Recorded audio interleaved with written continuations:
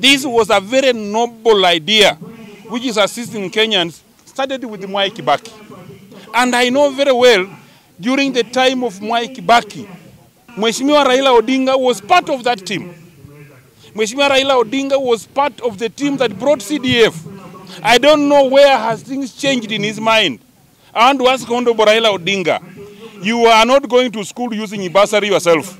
You don't have children who are using bursary themselves. Neither are your grandchildren able to use bursary because you are able. Allow this noble fund to serve Kenyans.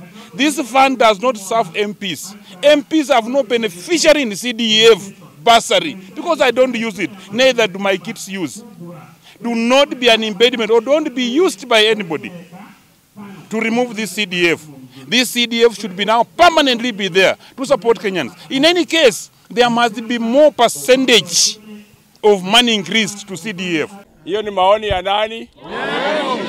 Hiyo ni maoni ya nani? Hiyo ni maoni ya nani? Ya mwananchi mwenyewe. Si ati Waluke ameamua, hapana. Mimi mkipitisha vile mmepitisha hapa leo, kazi yangu ni kukucha kwa bunge, ikikucha kule, sisi wabunge tunapitisha. Hapa kwetu hakuna kazi ya county government. Hata unaweza kuonyesha hata sindano peke yake.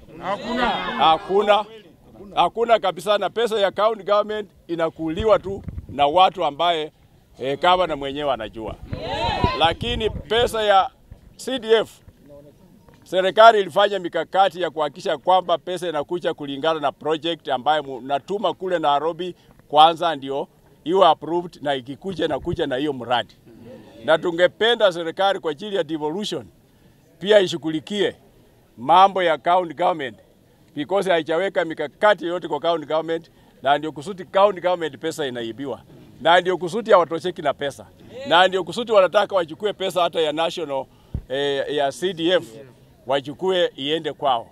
Lakini kisheria hata kama wangesema irudi, tungerudisha kwa national government treasury yenyewe, hii pesa iende fanye miradi zingine. Lakini wananchi mumeamua kwamba NGCDF haiwezi ondolewa. Sasa vile mumeamua haitaondolewa na mnataka iongezwe. Si mmesema hivyo? Badala ya CDF kuondolewa, iongezwe. Na iongezwe hata bilioni 1 kwa kila constituency. Na yote iwe equal katika constituency.